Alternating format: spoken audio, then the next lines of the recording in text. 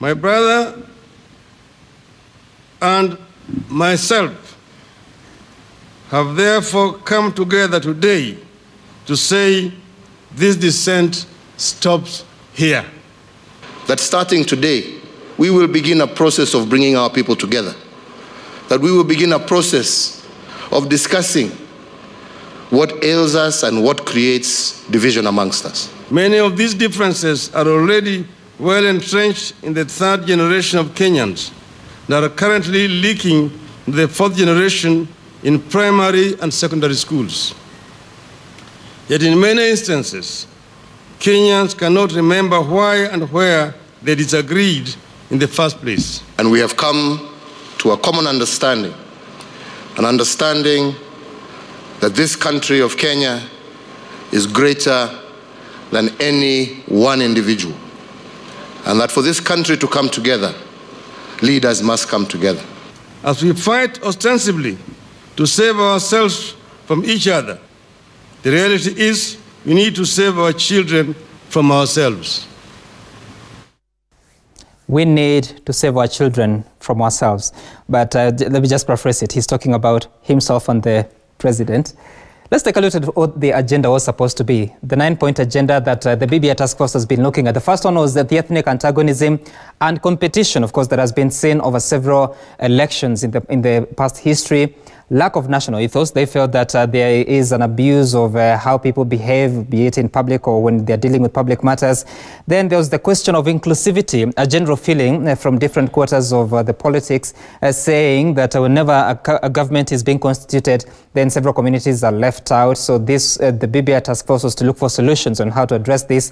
Then there was the question of devolution, feeling that not sufficient resources are being sent there, and also looking at the structure and how devolution is being implemented over the past 7 years now. They felt that there are still gaps, and so the BBI task force was to look at how better to improve that. Then the next agenda was divisive elections. Like I said, every other time, every other season, obviously there's the winner, then there's the one who loses, but also sometimes it has turned violent, a lot of suspicion that goes, and also some ethnic animosity, including the 2017 election that almost fell to that trap. Then safety and security was one more agenda that the BBI task force was supposed to be looking at, to ensure that every Kenyan is able to go ahead with their businesses and their operations within the country for prosperity. Then there was corruption. This is a scourge that has really affected the country over several years, of course, affecting the economy. The BBI task force was to look for solutions on how to fight corruption and ensure that we do not have situations of public resources being embezzled and Kenyans being denied services. Then there was the question of shared prosperity. How do you build a nation, the nationhood, bringing everyone together to be in a position to walk a journey that builds onto that? Then there was the responsibility and rights that every Kenyan is supposed to enjoy and also take charge. But now I want to ask you, ladies and gentlemen, even as you look at that agenda, and now we expect the report to be tabled or presented to the president today, it is to be unveiled to the public tomorrow. Do you think those 9 key agenda will be finding a solution out of this? I want to begin with you, Senator Linturi. The question is whether the BBI will address the 3 agendas. Right. Now, please allow me, with a lot of respect, try to demonstrate my argument by use of the West Pokot tragedy in this matter. Okay. One, I must make it very clear, because I have no doubt in my mind, that this country, Kenyans, have never had a problem with each other.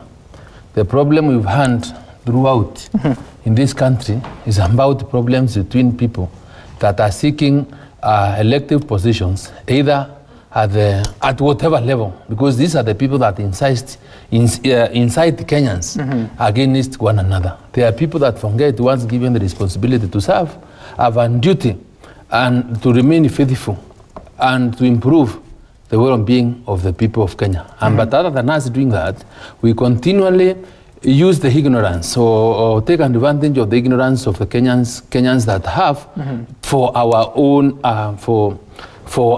gain. Why I'm saying this is, for example, you know, we are crying as a nation for losing around 53 lives in West Pokot. Right.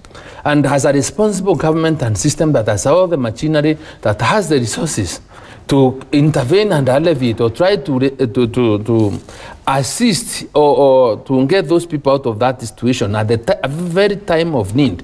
What we see is a lame excuse that the weather was so bad that the ministers or the people responsible could not get there. Yet, we are not being told that, yes, even within that bad weather, for example, the deputy president was there. And the question I would ask is, how did the deputy president get there, yet the minister or the PC or the minister cannot get there, the county commissioner cannot get there, and the information I have, information I'm getting is that even the county commissioner himself ran away with the keys of the store where the food was being kept. We certainly don't know that. No, I'm trying to show you how selfish we are as Kenyans and as leaders, and because we are very dishonest. Because we you know, you can't say that we are not aware, because you can see in the photograph in the papers here, I can see the DP Ruto is sympathizing with the people in the hospital. Yes, it was yesterday. And the others. So let us leave that here, because why I'm telling you, I am putting this in the right context so that you understand. Even we wait for the report today or tomorrow morning, the question we must ask ourselves, is this report, right, meant to deal with the problems Kenyans have, or are problems that are created in this country by politicians? All right. That's one of the things we must ask ourselves. And because, like, for example, when we talk about inclusivity, what don't we have? We have Kenyans elected to offices by the people once every 5 years that are supposed to be form part of systems that are supposed to deal with their issues as a sovereign nation. Allow me to cut you short. Talking about that agenda of inclusivity, I'll give you a chance, don't worry. Talking about the agenda of inclusivity, because it's one of the main issues, and he's talking about that every 5 years there's an election, people elect their leaders, whether it's president or senator or governor, and most of these leaders are elected at the local level. But there's the bigger question, the public appointments, talking about the cabinet secretaries, the principal secretaries, parastatal jobs. People feel that the communities that win that election and that form the coalition that won that election are most of the time advantaged. Is this a fallacy or is it the truth? Not necessarily, because let us take the government that is there today. I think all the 42 tribes of Kenya are inside that government. That's true. What are the ratios? I don't know the ratio. I will not say the ratios, what are the ratios right now, but I know if I look at every corner, I see different people from different region, meaning that they tried very much. And I don't want to talk very much about BBI because it is coming out today or tomorrow. I really would want to see exactly what is in that BBI. I don't want to predict, but you could be asking me what I expect or what is this that I'm looking forward to see, because if it is for the things that are there in place, I would say everything is there. What we need to do is to tighten our institution, to strengthen them, the institutions that are existing. If we strengthen them, then we can get better services. Like now what we're saying, our people are suffering. Where are they suffering? Why is it every time it rains, we have problems?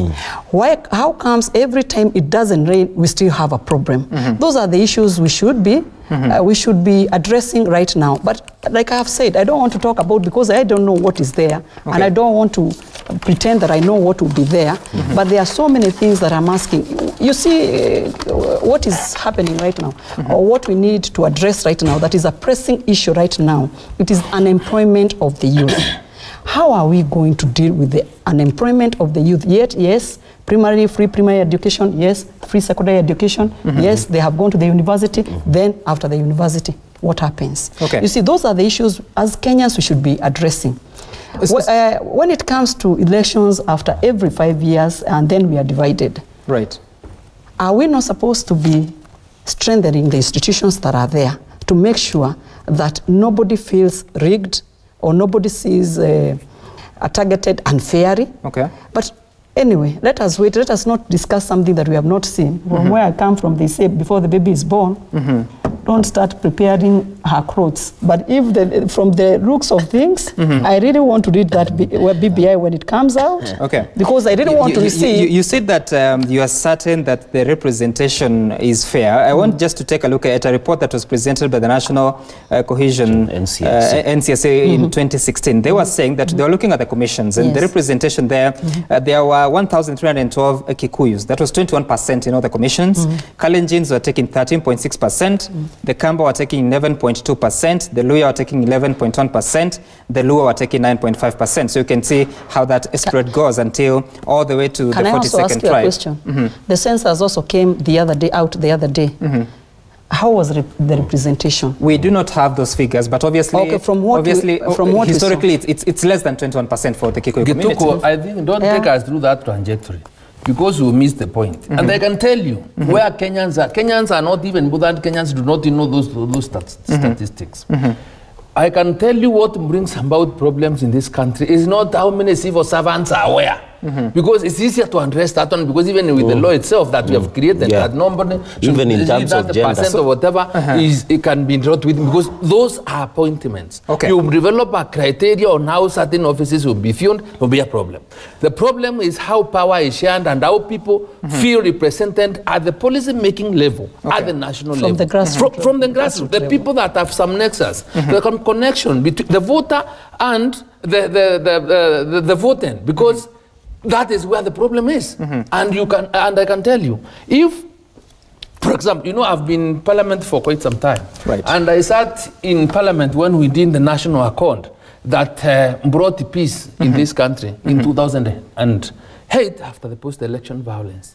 When we came up with this document and the Raila team was accommodated by President Kibaki, there was semblance of peace because the national government was sharing between the two. And there was no problem at all, because everybody else felt now, or every Kenyan that had been cited against one another out there, felt that my guy that I voted is now at the cabinet level. That is where the problem is. And you know, the creation, there's an impression being created. This is also a problem of the architectural design of the constitution, because the cabinet has ceased today. The cabinet has ceased to advise President Uhuru Kenyatta. It's a cabinet appointed by him. There is no connection between the voter and the people sitting at cabinet. They are the people that design the policy to run this country. And these people are people that do not have muscle, have not authority, have no power to question President Uhuru's excesses at the cabinet level, because they serve at his pleasure. They will be sacked if they So is there any need to change how that is done? So to address the aspect of inclusivity now and for the future, there is no other option, is to ensure that those people that are elected by the people of this country sit at cabinet. So that at that level now, if people that are responsible to the public, when they go back home and they ask that question, then they will be able to go and they won't be afraid of being impeached by the voter. But what happens right now, allow me to say this, even you are a senator or a member of parliament as nothing, but whenever you go to any function these days, the voters will tell you when you go back, go and tell President Uhuru Kenyatta, this is what is happening, this is what is happening. That is, if it was an elected member representative and there was that tragedy, it didn't matter whether it's at night or wherever, those people would have made sure that the war is That's a good point that you raised about elected leaders sitting at the cabinet. We'll be talking about that, but first of all, Senator... I'm not discussing BBI, I'm trying to give you history, so that how it has informed the present and the future. Let's bring in Senator Chage here. And looking at the 9-point agenda, and specifically on inclusivity, how do you think we are going to address this? Do you think the report, as it comes, even though we don't know the content, do you think it's going to respond to that question that Kenyatta and Odinga wanted to respond to? First, I think we wouldn't want to preempt what the BBI report will be. But we hope if this report comes, we'll be able to deal with we have been told this is the antidote, or this is the solution to the many Kenyans' problems. In terms of inclusivity, I think, as Mheshimiwa Alice has said, that this is the government in the history of since post-independence that is more inclusive. Not only in terms of tribal arithmetics, but also in terms of gender, in terms of affirmative action, in terms of marginalized groups, and many other things. So in terms of inclusivity, for example, let's divide in terms of elective positions. And you saw women the other day complaining that the elections are not favoring them or the systems are not good to accommodate them. Those are things that we can still educate Kenyans to ensure that when they elect, they consider gender parity. On issues of public appointments, I can see you are smiling. On issues of public appointments, these are things, as my colleagues have said, it can be rectified because the president has power. Because if, for example, they say we are appointing 10 people, 3 should be women. It is provided for by the law, and this is why we are struggling as parliament. It is constitutionally provided. That's why as a parliament we are struggling on how to handle this issue of third gender rule. And we hope when the BBI report comes, there should be something to say about in terms of gender parity, the issue of ensuring that youth participate in elections, the marginalized groups also have a role, and that is why now we're having a conversation of whether we should go for parliamentary or presidential system, because many people feel that if we go for parliamentary, other groups or minorities would like, or the smaller tribes would like, they will be having an opportunity of maybe becoming a president. But others are saying presidential system is the best because they'll build it inclusive. But I want to finish by saying that nexus that Senator Linturia said between the voter and the policymaker should be rectified. Because when you go to Mashinani, people tell you, when you get the president, tell them we want that road, we want that electricity. So you think, but you think the entire cabinet should be comprised of should be comprised, or a fraction of elected members should sit in cabinet. All of them? All of them, because you know what happens is because there should be a nexus, because the voters tell me as a senator, when you get you meet President Uhuru, you should be able to tell him about roads, electricity, about youth unemployment. But how do you be able to be part of policy-making process and when you do not sit in that cabinet and when you do not even meet the president? These people who have been appointed, let me finish, these people who have been appointed are career maybe civil servants. They don't even understand what constitutes a public interest. I'll be asking you a question on the separation of powers between the executive and the legislature. But first, let's cross over to Kisumu County, where Laura Otieno is standing by. Laura, good morning. And of course, we're waiting for the report to be presented to the president and the former prime minister this morning. What can you tell us in as far as the concerns of the residents in Kisumu go?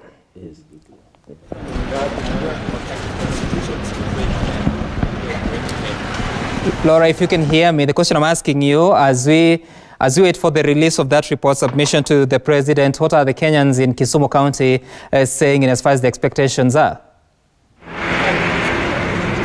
While we're having challenges in hearing, in Laura Otieno hearing us. If you can hear me now, let me just try again. All right, I'm told we crossed over to Eldoret. This is the capital city of a county that is near Senator Cheregei's home.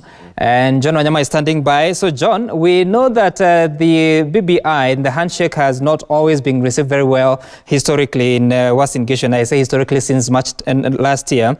So what are Kenyans in that county expecting to be contained in the report? And do they think it's going to resolve the 9-point agenda that Kenyatta and Odinga set out to achieve?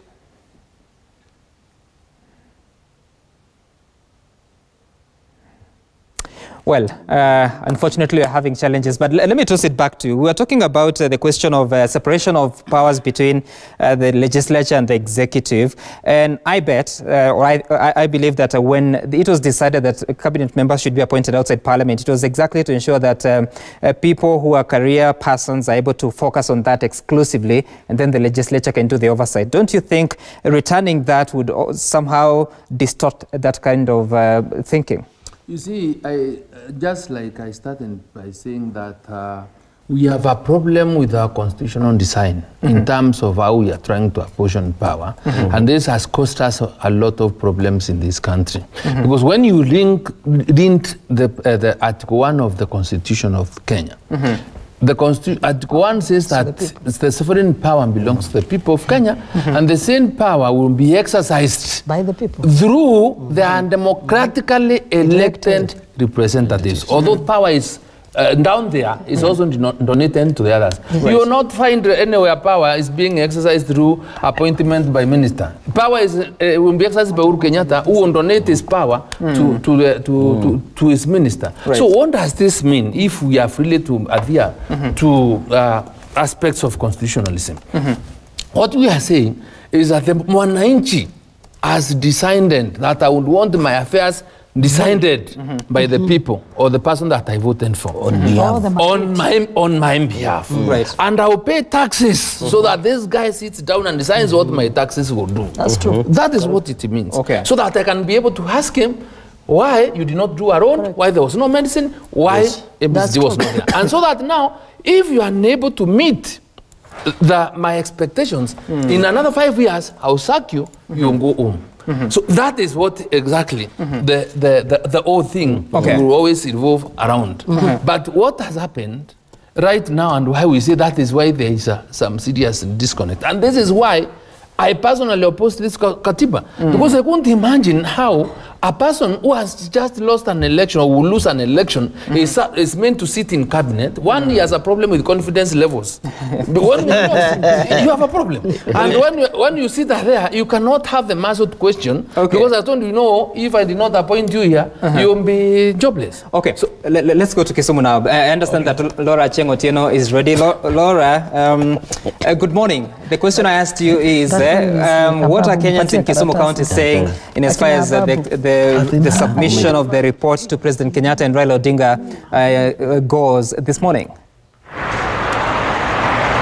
Well, indeed, a section of residents are enthusiastic, and they're saying that they're hoping that the recommendations by the BBI task force will be looking into matters that directly affect them as residents. Most of them have been complaining about the rising cost of living, even though that was not really encompassed in the 9-point agenda. Most of them are saying that they're hoping that perhaps that recommendation will be looking into matters that will be changing their lives for the better in terms of lowering the economic burden, especially on basic amenities such as food and water and electricity as well, which has been fronted as one of the hindrances by the business community and the crop of young people who are trying to set up their entrepreneurial roots here in Kisumu County. So, of course, remember this county or this region is a region that has been perceived to be lagging behind in terms of development, and that has been attributed by some people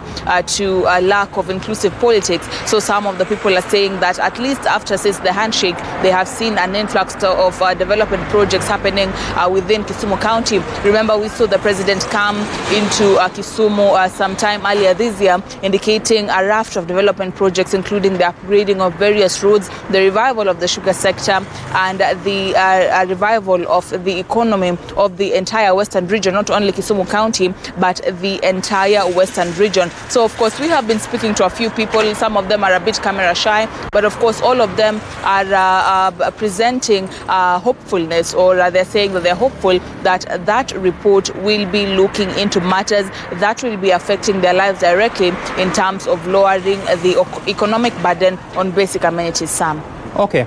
All right, thank you so much, Laura Achieng' Otieno, talking to us from Kisumu County. But clearly you can hear her say that since the handshake, there's been a resumption of some sort of development projects in that county. We'll be asking the question whether this is just about political manners or it is something to do with what the law provides and the BBI report that you expect this morning. We're back shortly. We'll also be looking at what the Constitution says about some of the proposals that should come to amend the Constitution.